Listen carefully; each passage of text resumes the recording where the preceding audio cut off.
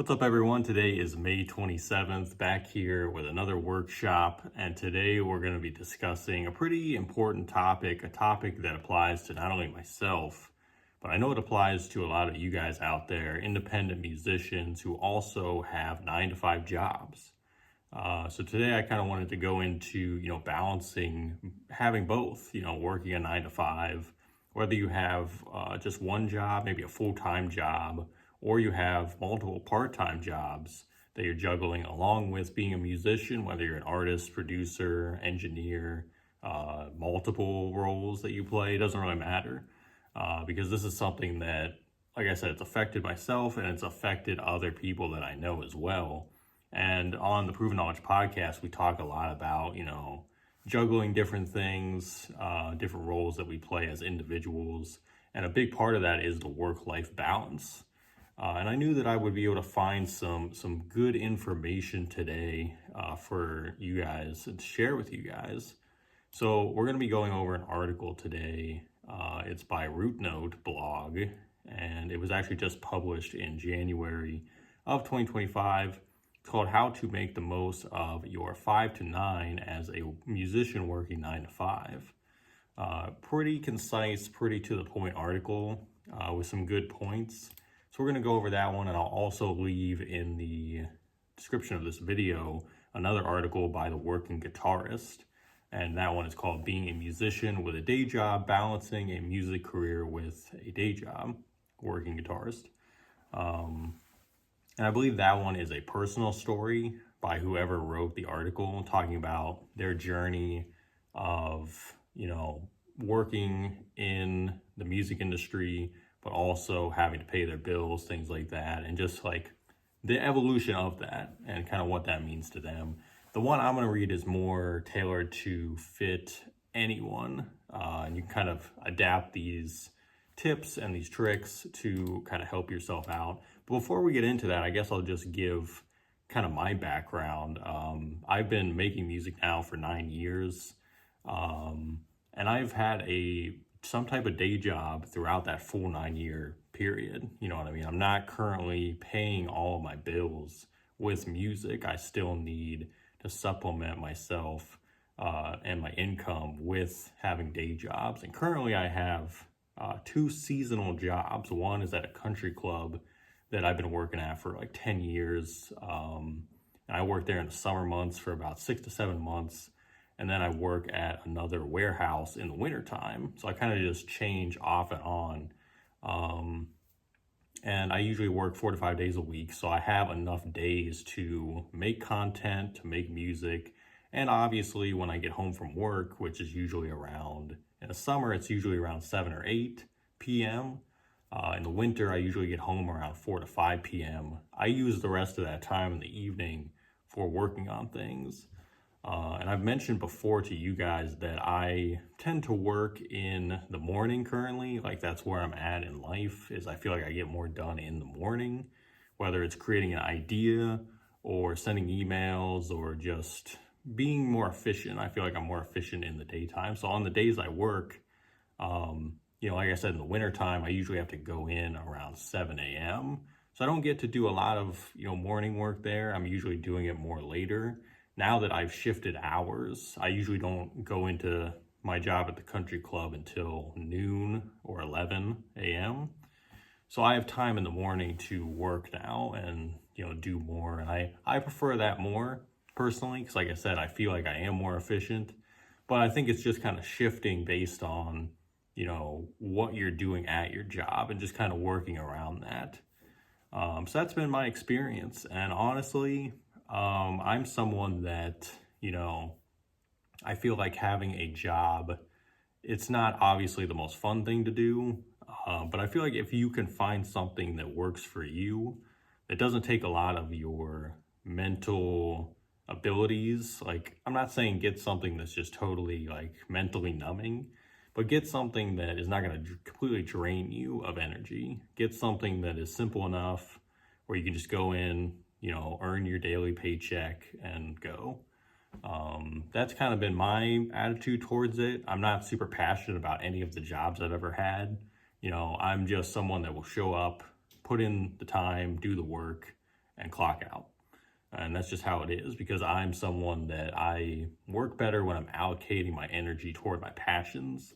And my passions, happen to be music, podcasting, anything creative. That's where I'm putting all of my energy to. I don't really have energy to put into the 9 to 5, but that doesn't mean I'm not going to show up on time, do the best I can, make use of the other person's time. Because if someone's hiring you, you want to do a good job, you know what I mean? But I think the best thing to do is to not focus all of your energy on that. Understand that it's a means to an end, and most of the time, if you have a job to supplement what you're doing in, the rest of your life, pay your bills, obviously, but you probably have the job to help fund your music career as well, until hopefully your music starts making enough money where you can not have the job anymore. And who knows how long that will take. Like I said, I've been doing this 9 years and I'm still working at it, still trying to make more money with music. And hopefully one day, maybe it could be a full-time thing. But it's not something that I look at as a necessity that has to happen.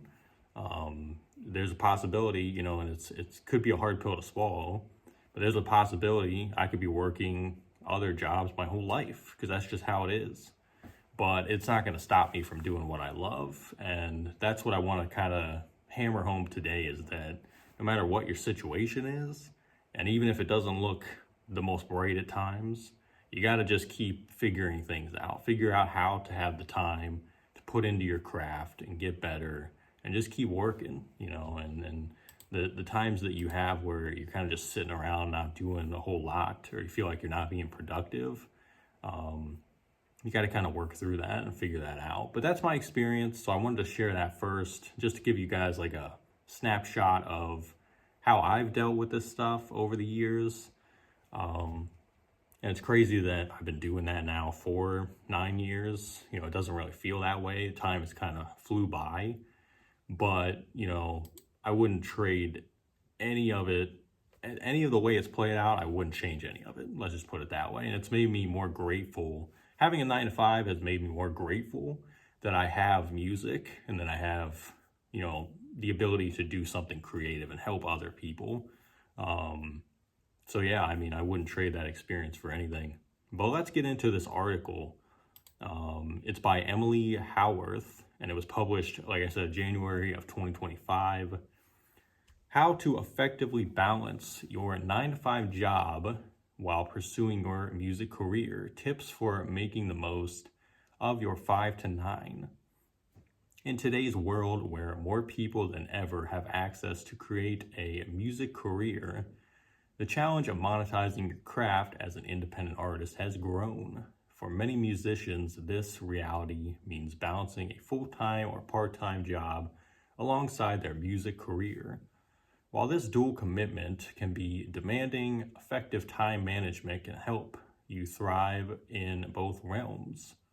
Let's explore how to make the most of your 5 to 9, those precious hours after your 9 to 5. And obviously, like I said, times can vary. That's just a standard, because most jobs are 9 to 5. So the rest of the time you have is the 5 to 9. This could vary based on the type of job you have. Maybe you work nights, so maybe that's flipped. Maybe you work the 5 to 9, and then you have the 9 to 5, to do whatever else. Maybe sleep, I would assume, but figuring out how to work creative energy into that as well. So number 1, it says, try to maintain a balanced perspective.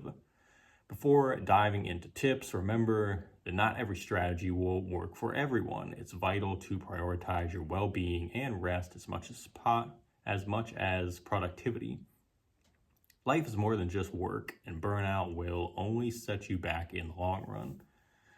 Yeah, we've talked about sleep schedules before. We've talked about the importance of rest and the importance of not overworking yourself. So that kind of all ties in here for sure. Get to know your schedule. Take a close look at your daily and weekly routines. You might be surprised by the patterns and habits you've already built. For example, if you finish at 5 p.m. but have a 40-minute commute, account for that time in your planning. By understanding your schedule, you can identify pockets of time that are often overlooked, perhaps early mornings, lunch breaks, or weekends, and use them to your advantage. So like I said, my schedule has now shifted. In the wintertime, I was going in super early to work, so I didn't have the morning time available. I was doing everything past 4 p.m. when I got home. Now it's shifted the complete opposite. Now I have pretty much all morning, and then later on, I don't get back home till 8 or 9 p.m. at night now.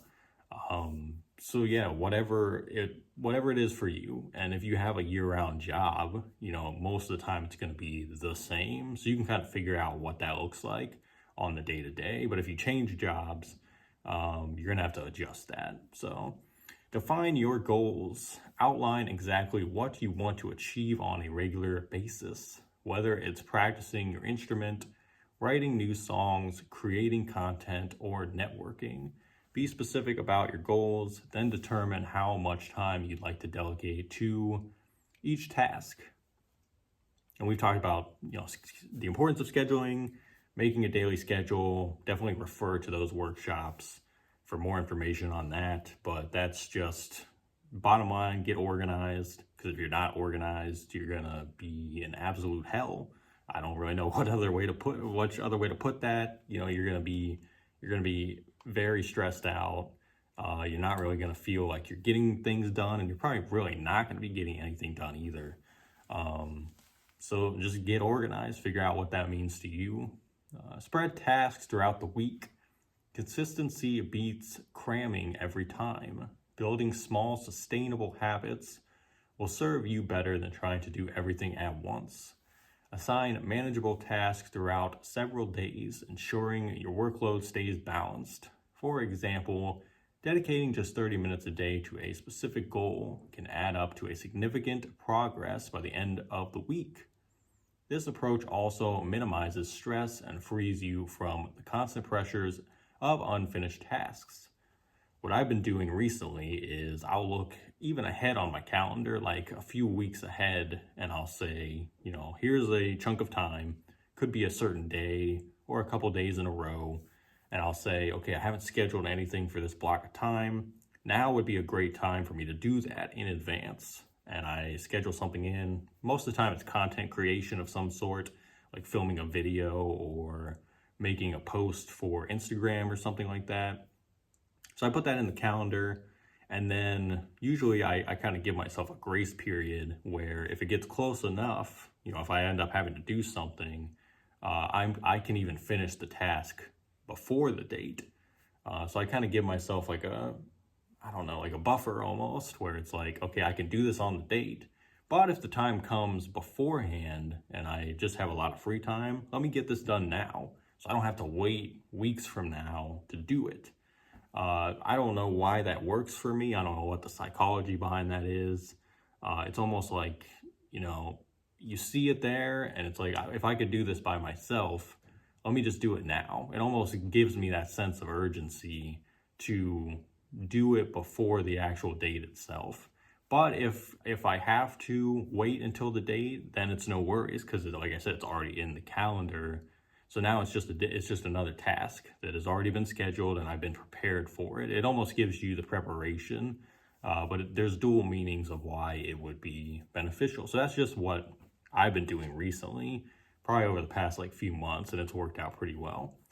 Ideas for maximizing your time. If you're unsure where to start, here are some practical ways to spend your 5 to 9. Number 1, content creation. Dedicate an hour to filming a short practice session, a get ready with me video, or any creative project. Sharing content regularly helps build your audience and keeps fans engaged. Number 2, practice your craft. Use your time to improve your skills. Try a fun songwriting challenge. Work on your technique or practice rudiments to keep your skills sharp. Number 3, stay on top of admin. Emails might not be everyone's favorite task, but staying organized is crucial. Set aside time at least twice a week to respond to inquiries, pitch your music, or follow up with industry contacts. It says I usually try to do this once at the start and once at the end of the week. I'm doing emails daily. That's just my habit, force of habit. It might not be the most healthy thing because I'm checking emails like when I wake up. But some people don't check their emails all the time. Some people might only check them, like she's talking about here, twice a week or whatever. I get a lot of emails, so I got to kind of keep up with it. So prioritize wellness. Make sure to schedule dedicated time for physical and mental health. Whether it's exercising, meditating, or taking a moment to recharge, investing in your well-being is so important to your health and wealth. By understanding your schedule, setting clear goals, and spreading tasks across your week, you can create a productive routine that supports both your music and your day job. And don't forget, rest is just as important as work. Your creativity thrives when you're healthy and balanced. So take breaks, enjoy the journey, and celebrate every small step forward in your music career. So that's it. That is the whole article. And speaking on that last part, I think even for myself, the part I struggle with is definitely making time to just have free time. We've talked about that as well, and the exercise, doing things like that. Luckily for me, it's the summertime now, almost. It's still very cold here right now, but I can go on walks. I can get outside, enjoy the fresh air now. But in the wintertime, that's definitely a struggle. So it's like finding time to do those things. You gotta still find ways to make that time, which can be difficult. So that's probably the part I struggle with most. I feel like all the other points, I kind of cover a little bit of those each day. So for you, I guess it's like, what does that look like on your end? But those are ideas. Like if you've never thought about that before, just allocating little pockets of time throughout the week, make the most of the time that you have, I think is the big message in the whole thing. But that is it. Like I said, that was a very nice little snapshot of what I feel is important and what I feel applies to my own experience, but also what I feel like can help you guys out there to kind of balance both. And definitely let me know in the comments, what is your experience with working a day job or a night job, whatever you do. What is your experience with that? Because I know a lot of people have dealt with this or are still dealing with this to this day. My biggest message to you guys is just don't be discouraged, because I know you feel like, man, I gotta make this thing my full-time passion or else I'm just gonna give up. Like I said, I'm almost 10 years in, still grinding, still doing this thing, still have a job, but I'm going harder than ever, and I'm not letting a job be my excuse for not showing up and not doing what I care about the most. And that's, helping other people in whatever way I can. Like I said, I've been at dark times where I felt that way. I felt like, if I don't make this a full career within the next year, I'm just going to give up. Like there's no point. But then you realize that, your real purpose, if you're here, if you woke up today, your purpose is to do your best and try to shed light any way you can and share that light with the world. So I think that's definitely something I would let you guys know, because I know it can be discouraging. I know it's not all great all the time, but you are here for some type of reason, and the ability to be able to create in any type of way is a blessing. So just always keep that in mind. But I hope you guys definitely found some value in this. And like I said, I was definitely excited to talk about it and share a little bit of my story today. Like I said, check out the other article from The Working Guitarist as well. It's a really cool one. It's more of a personal story by the person that wrote it. But yeah, next week we're going to be back on, I think we're going to be doing another Tuesday one. Yeah, so we'll be back on Tuesdays for the time being. June 3rd, it's going to be talking about giveaways. I've been doing giveaways for 5 or 6 years, mostly on social media, on Instagram, giving away merch, giving away, what else have I done? The vinyl, I did a vinyl giveaway a few months ago. And I'm going to be talking about the importance of that. You know, why doing giveaways is a cool thing. It's a cool thing to be able to interact with your audience. And it's just a way to kind of push your products to people, which I think is awesome. And I'll talk about kind of the strategies I've done and some of the strategies that I can research, that I can find on how to do giveaways that people want to participate in too, centering them around your music career specifically. So that's another cool topic, and one that I think you guys are going to get some value out of for sure. But that's pretty much all I have for you guys today. Another pretty short one, about 20 minutes here. But thank you guys for tuning in as always. I hope you guys have a great and productive rest of the week. So stay safe, stay positive. And until next week, next Tuesday, see you then. Take care, guys.